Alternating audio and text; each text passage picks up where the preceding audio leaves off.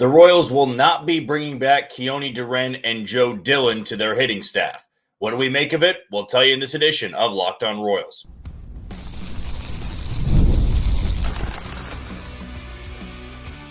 You are Locked On Royals, your daily Kansas City Royals podcast. Part of the Locked On Podcast Network, your team every day. You are tuned in to another edition of Locked On Royals on the Locked On Podcast Network. As always, I'm your host, Jack Johnson, and you can find me on Twitter at JohnnyJ_15. That is at JOHNYJ_15. You also can listen to us on wherever you download your podcast. That can be Spotify, Apple Podcast, Amazon Music, Google Podcast, Odyssey, and YouTube. Just be sure to hit that follow button and subscribe. For you first-time listeners wondering how we do this channel and what to expect on a week-by-week basis, we bring you episodes Monday through Friday, 30-minute episodes in length, and we'll be doing that until about January, and then for about a month to a month and a half, we'll do 3 episodes a week, but then pick it back up to normal as we roll into spring training. Before we dive into this morning's episode, I want to tell you that today's show is brought to you by Gametime. And you can download the Gametime app, create an account, and use code LOCKEDONMLB for $20 off on your first purchase. Well, on our Mailbag Sunday episode last night, we had a chance to dive into it a little bit on the Royals not bringing back Dillon and DeRenne and Joe Dillon, the 2 assistant hitting coaches to Alex Zumwalt. And I just wanted to take time in today's episode to really give my opinion on it, why I believe the Royals made these moves, and maybe what they should do to replace those 2 voices on the Royals coaching staff. Now, first and foremost, this felt very expected after the end of the season press conference the Royals held last week. And that was when J.J. Picollo said, we will be bringing Alex Zumwalt back as this team's hitting coach in 2026. But most of our staff will be returning. When he spoke to the coaching staff as a whole, that includes Matt Quatraro, Brian Sweeney, Alex Zumwalt. I mean, there's a bunch of guys on that staff. But when J.J. Picollo said, we'll return most of these guys, and then said, well, Alex Zumwalt will be coming back, my mind immediately went to Dillon and DeRenne and Joe Dillon. Because the Royals were not going to be making any changes on the pitching side of things. Why would you move on from Brian Sweeney, Zach Bover, Mitch Stetter? They have done maybe the best job of anybody in baseball in turning around a pitching staff in such a short time over the last 2 to 3 years. On the hitting side, I'm sure a lot of you listening thought, well, Alex Zumwalt's not going to be coming back. And I'll call myself out here. I did not expect Alex Zumwalt to be back. I thought it was going to be a situation where really the entire hitting coach staff was going to be cleared out, and then Alex Zumwalt would take on a role in the front office yet again. And that's just not the route the Royals chose to go. And maybe the reason why they retained Alex Zumwalt is that the players had been pretty vocal, at least the ones that had succeeded in 2025, about his ability to get guys prepared and to make tweaks here and there, to make changes. And I understand the response is going to be, well, clearly they weren't good enough tweaks because this Royals offense was far too inconsistent. It was at the bottom of the league. And how does the main guy coaching these hitters keep his job, but the 2 assistants do not? And I do believe that when we look at coaching staffs now, it's not always one guy. Otherwise, you wouldn't have 2 assistants there. Right? In the old days, it was you had a hitting coach, you had a pitching coach, you had a manager, and yeah, you had a bench coach guy. But those were the main 4. You might have had other coaches here and there that could aid those coaches and help them out in certain situations. But nowadays, you've got 3 coaches for hitting side of things. You've got 3 for the pitching side of things. You've got base running coaches. You've got outfield coaches. I mean, it's endless of what you really have. And so my first thought was, what was Dillon and DeRenne and Joe Dillon's role in preparing these guys, right? Was it a situation where Alex Zumwalt was compiling all this data, he was getting guys ready to go, and simply put, Joe Dillon and Dillon and DeRenne were not executing it to the best of their ability or to maximize the most out of certain players, right? Because the Royals made this move, I don't believe, on a whim. I believe the Royals had to have been thinking about this move for the better part of 2 to 3 months, maybe even longer than that. When this offense was really in a rut, you start thinking about, well, how are we going to change things? And yes, the offense was better in the second half, but it wasn't good enough when it was all said and done. And it's why the Royals are sitting on the couch in October and not getting to participate in the most fun part of the Major League Baseball season. But I can live with this as the alternative move if you are to keep Alex Zumwalt on board, right? I feel that we all can agree with that. If you're going to maintain your hitting coach, who, if you just looked at the numbers, did not do enough to help out this offense, well, then you do need to make some significant changes in another way. And this seems to be that significant change. I mean, those are two assistants that are no longer with the organization. And now for the part of, well, what do you do next? My gut tells me they are going to go outside the organization because a lot of these hires have been within. Now, Joe Dillon was outside the organization. They brought him in ahead of the 2024 season. Dillon and DeRenne, though, had worked very closely with Alex Zumwalt over the last 5, 6, 7 years, even before they took on the roles they had this past season. But my gut tells me you have to go outside the organization. Drew Saylor, who we've brought up maybe a few times in this podcast before, been very instrumental in developing minor league hitters, and they did not renew his contract. So that would have been the guy I envisioned taking over one of these roles, coming up with the organization, knowing some of these hitters, and then, not having much of a change in terms of who you're adding, right? You are just keeping everybody, everybody together. You're promoting within, and you kind of have the same ideology. You have the same philosophy of what you want to do and what you want to get out of your hitters. But you already did that, right? So Alex Zumwalt was a promotion within. When you fired Terry Bradshaw in 2023, Alex Zumwalt was the one that took over. And so far, the numbers have not been there. But maybe Alex Zumwalt is fine. Maybe they feel comfortable with him taking on that role. And then you bring in two other people outside of this organization to maybe fine-tune the craft, to give different voices with different philosophies. And, when I thought about hitting coaches and I thought about the Royals replacing Alex Zumwalt, it was never going to be as simple as, oh, you go find a hitting coach that it was great for another team, right? They got the most out of that offense. I want to say that I'd brought up, Oakland or Sacramento, I should say now, the Athletics, approach to things offensively, and they've had great numbers this year. But you also factor in they were in a minor league ballpark, and those numbers are going to be boosted a little bit. But you could go across the board, Seattle, right? And what Seattle did, and we all know who the hitting coach is there. But it's not always going to be the same thing because you're dealing with different talent, you're dealing with different players. And I firmly believe that you want to help hitting coaches out, you improve that lineup. You get more sure things in that lineup where you're not asking them to mold and craft 4 to 5 guys in that lineup. You want to have a lot of sure things and then mold and craft some of the younger players in that lineup, like a Jack Caglione and like a Carter Jensen. So even when we were talking about, well, who can they replace him with? It wasn't going to be as simple as go find somebody that was the hitting coach for a great offensive team and they're going to come in here and do the exact same thing. It's not always the case. Sometimes those teams have better lineups, have more power in the lineup, have better on-base guys, and it doesn't correlate. So if the Royals feel that Alex Zumwalt is the right man for this job, well, it's not just, well, go find guys that were successful for these great teams, right? It's more so about what they do for those organizations, how they specifically get the most out of a certain player, right? I would love to see somebody come in from an outside organization that has worked with hitters like Jack Caglione or has worked with hitters like Michael Massey or Kyle Isbell, and you try to get a little bit more out of them because clearly the numbers were not there in 2025.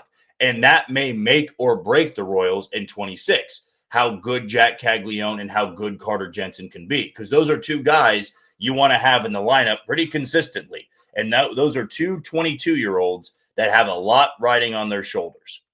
And last year, the preparation, getting those guys ready to go. I mean, for Carter Jensen, it worked out.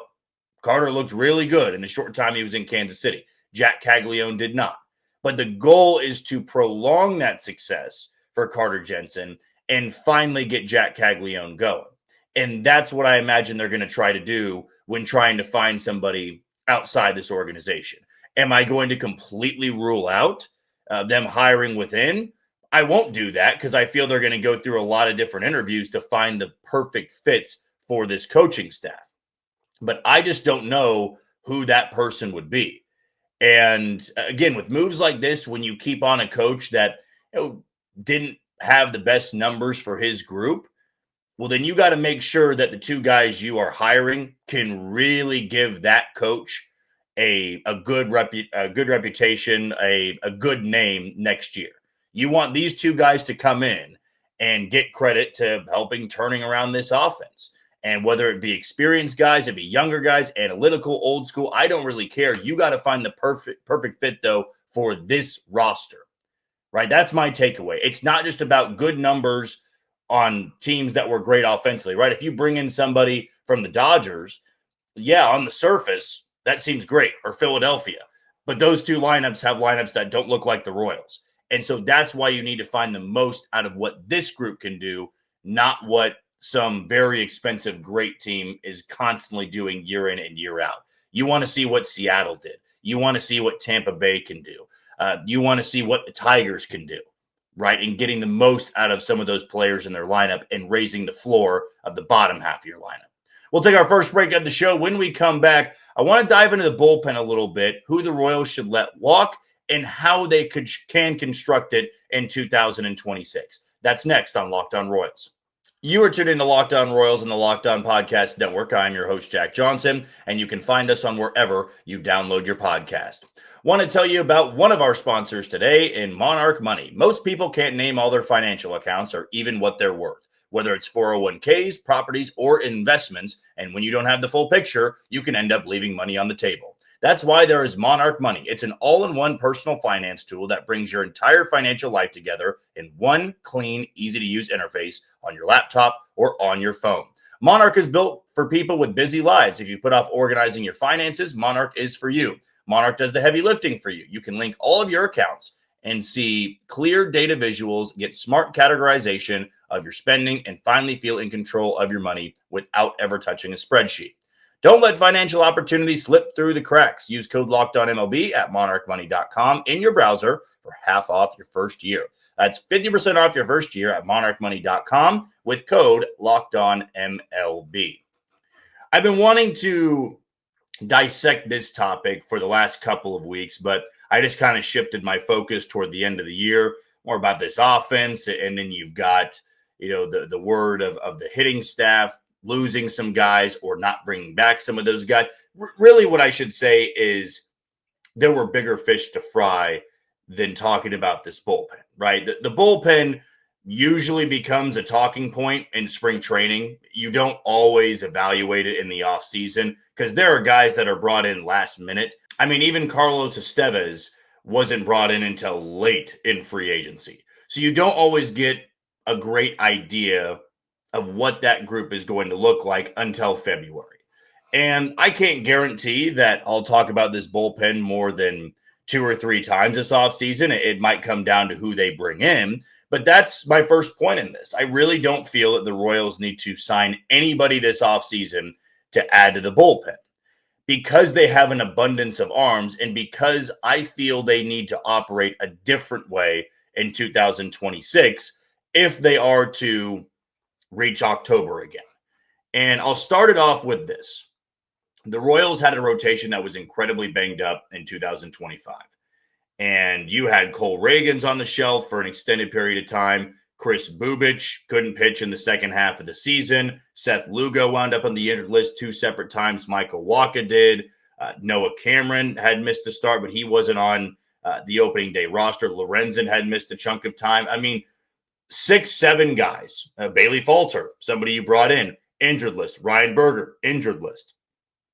I mean, that is 7 to 8 guys. And I didn't even bring up Alec Marsh, who wasn't on the team all season long because he could never get ramped back up after an injury lingered in spring training. But you had an abundance of guys that just weren't healthy. And so I look at how this team is driven, and they're driven by their pitching, and how you can prolong it, how you can keep that group healthy, how you can get the most out of them in August and September, and then hopefully October. And this goes hand in hand with how I would construct this bullpen, right? I get questions all the time, and we got one on our Mailbag Sunday last night. How would I construct the rotation, right? How would I build it? Well, right now I have Cole Reagans as the opening day starter in Atlanta.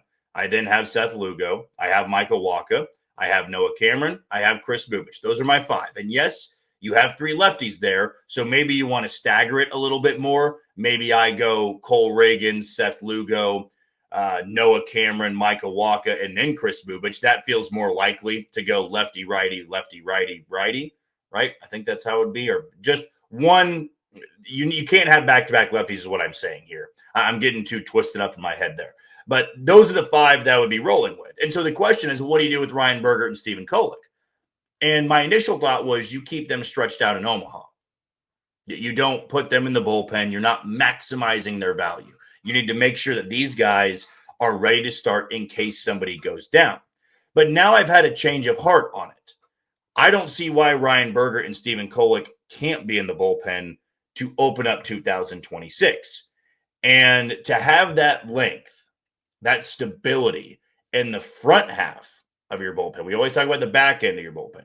The front part of your bullpen, it's good to have length there and reliable guys. And that if you need 2 or 3 innings, even if you're winning, those are the guys that you can turn to. Maybe they go 6-man rotation. I just don't see there being a need for it in April and May. You have so many off days that happen. There's going to be games that are canceled due to rain when it's 40 degrees or 50 degrees. There's not really need to go 6-man until later on in the year. And so I would have those 2 guys taking up spots in the bullpen when you break camp. And who that weeds out, we'll get into that a little bit more. But you're going to be bringing back Carlos Estevez. You're going to have Lucas Erceg. Steven Cruz is my 7th inning guy, so there's 3 right there. I've got 2 more arms and Bergert and Kolek, and then you want to have your lefties and Daniel Lynch and Angel Serpa. There's 7. You have multiple guys that also can provide depth. Jonathan Bolin, Luinder Avila. There's a couple of guys in Omaha like an Eric Sarantola or a Steven Zobak eventually that could pop in camp. I'm not there just yet. And then someone like Taylor Clark, who you could easily bring back on a cheap 1-year deal, could make sense for depth. But that's why I'm not looking to spend any money. I got asked this in the mailbag of, do they trade or spend money on a left-handed reliever in free agency? I don't really think they need to. The Royals get a lot out of their bullpen arms, and these are guys they're going to be counting on to be reliable arms all throughout the season. And you're not going to just count on 7 or 8 guys. You're going to need about 15 to 16. And this isn't even including, and people aren't going to like this name, but James McArthur is going to have a chance to bounce back. Alec Marsh is going to have a chance to bounce back. There will be minor league deal guys they bring in to compete for a spot in camp, and there's no need to spend more than $1 million or $2 million on a reliever for that bullpen. Maybe the Royals have a different plan, but here's why I feel confident in that group. Estevez led the league in saves. Lucas Erceg still has the high-powered stuff. I'm really high on Steven Cruz, and if he stays healthy, I feel he can have a big-time year. Who knows? Maybe he could be an all-star because I feel that his ceiling is that. I feel that he can get to an all-star game with his lights-out stuff. We saw Carlos Estevez do that, though he was a closer, and getting in as a 7th inning guy is a bit of a stretch. I'm just simply saying he's got the stuff to do it. You're not going to be bringing back John Schreiber. I don't see Sam Long coming back. Angel Serpa is a young lefty, throws hard, sinker ball pitcher. I don't see him going anywhere. And Daniel Lynch, even though he dealt with a lot of base runners, lower ERA, and you'll take that from your 6th or 7th guy out of the bullpen. But with Bergert and Kolek, these are the guys that I feel can make a difference because they dealt with all these injuries maybe of overworking. I've heard people say, well, they overworked him in 24, therefore they were due for a setback, regression, or injury in 2025. My focus is more so on what we saw from Seth Lugo in August, right? We saw from Noah Cameron late in the year. Kris Bubic couldn't make it to the second half of the year. Cole Reagans dealt with 2 separate injuries, so I don't know if I put him in that category. And Michael Wacha is going to be nearing his mid-30s. I don't need to see 7 or 8 innings out of my starter in April or May.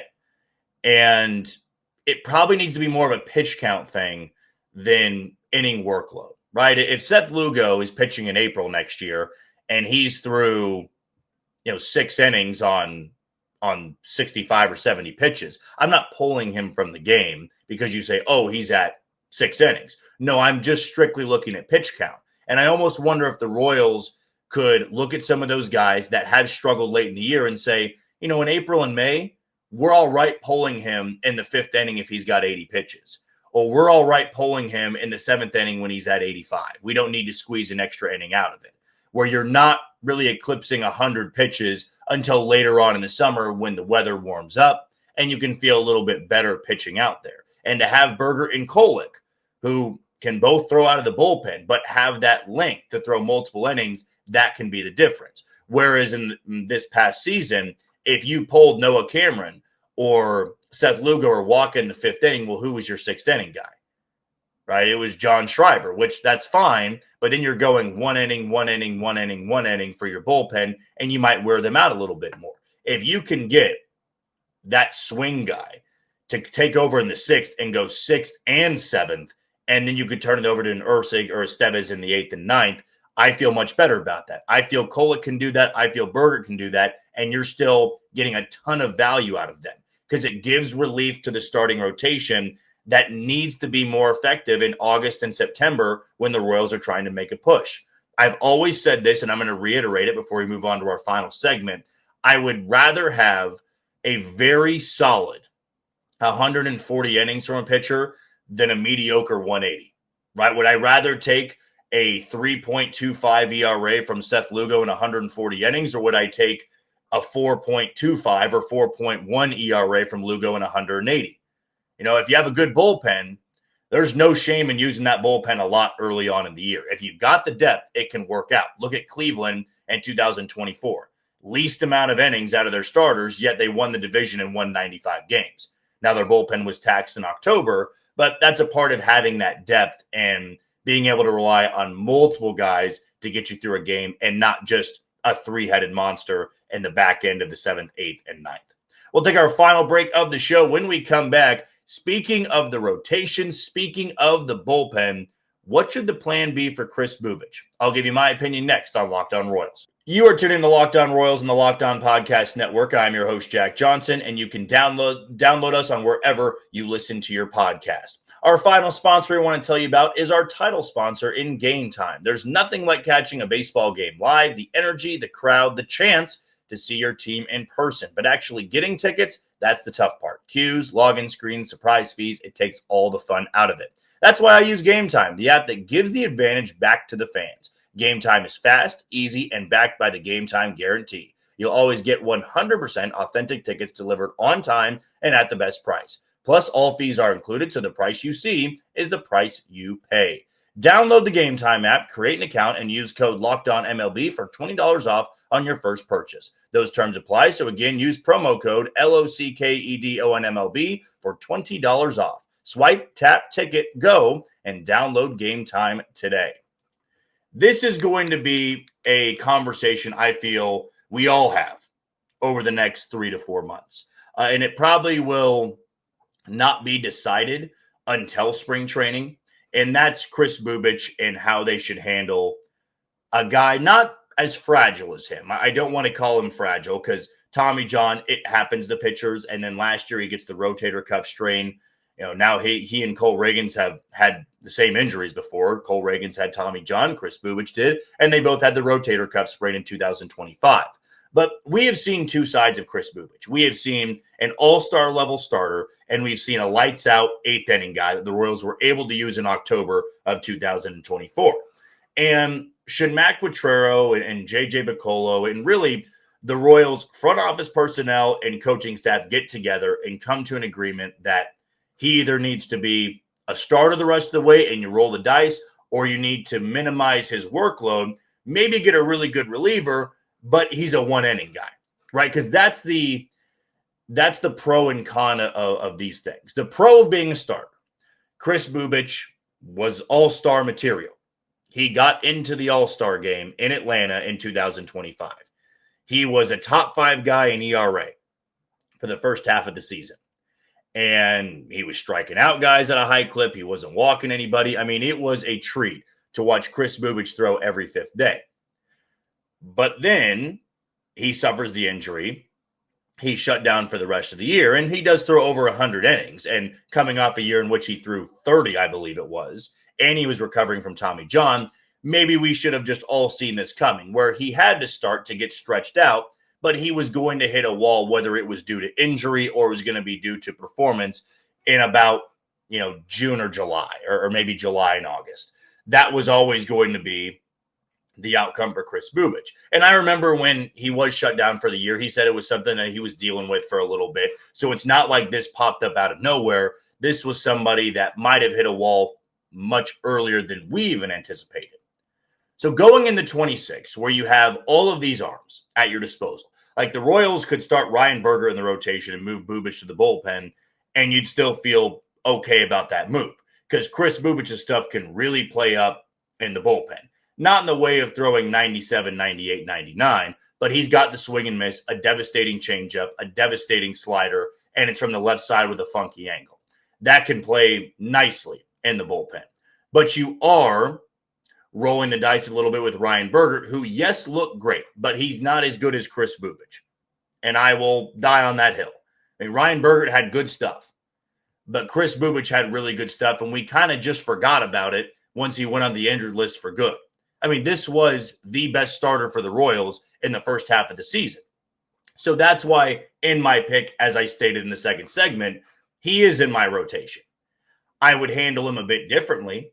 I really feel that you've got to slowly build him up and maybe just ask 75 to 80 pitches out of him in the early portions of the season. Then you can slowly build it back up where his arm might not be as fatigued. It's tough for pitchers to deal with that, though, because if you're cruising and you're dealing and you're through 6 shutout and you've got 75 pitches and you get pulled, you're not going to be too happy about it. The goal needs to be, though, competing late in the season and having your starting pitching your strong suit still, not just hanging on to a hope and a prayer and having some of these guys turn back around, right? We saw Seth Lugo struggle mightily. We saw Walker go through a bit of a rough patch. We saw Cameron do that. And you're just trying to survive late in the season with Ryan Berger and Steven Kolek, who were just fresher than those guys. But that needs to be changed next year. I don't want to be hoping that, Lugo can turn it around eventually in September, or Walker or Noah Cameron or Cole Reagans. Those guys need to be at their best late in the season.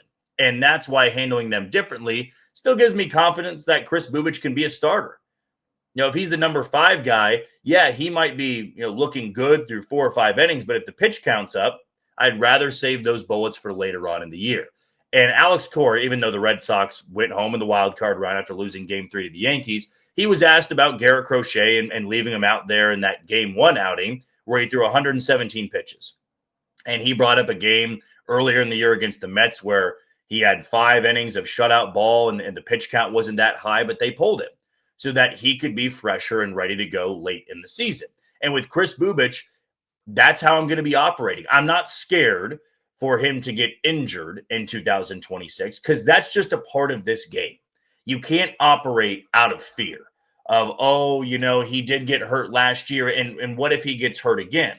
Well, I look at how the Royals can succeed in 2026, and it is simply on the back of that starting pitching again. Yes, the offense needs to improve.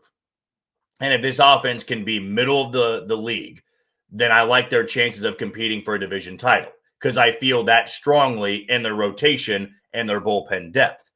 But if their rotation regresses to middle of the league, they're not going to have an offense that's good enough to keep pace at 85 to 90 wins. Their starting pitching still needs to be a strong suit, and Kris Bubic is a big part of that. He really is. And to minimize him to a role of 1 inning, I know that the 7th and 8th inning can be really important, but the Royals have 3 guys out there that can handle that role. Steven Cruz can do it, Ursa can do it, Estevez can do it. And who knows, maybe Kris Bubic just doesn't look that good early on in the year, and then you can make that switch, and now he becomes the multiple inning guy, like I said, Stephen Kolek and Ryan Berger could be to begin the year. But this is somebody that was an all-star in 2025. And it'd be much different if he was a true number 5 starter last year and then he got hurt. This was somebody that, at least in the first half, was pacing to be a Cy Young finalist. That is too good of value to put in the bullpen for 1 inning. What do you want the Royals to do with Kris Bubic, a starter or a reliever? You let us know in the YouTube comments below. That'll do it for another edition of Locked On Royals and the Locked On Podcast Network. I've been your host, Jack Johnson. Before we say goodbye, I want to thank you for making Locked On your first listen every day. For your second, find the all-night Locked On MLB Game Night. Every game, every night, until a World Series champion is crowned. Get local analysis on a national scale and find MLB Game Night on Locked On MLB on YouTube or wherever you listen to your podcast. Tomorrow, we're going to look more into free agency, give you another target. But until then, you take it easy, Kansas City.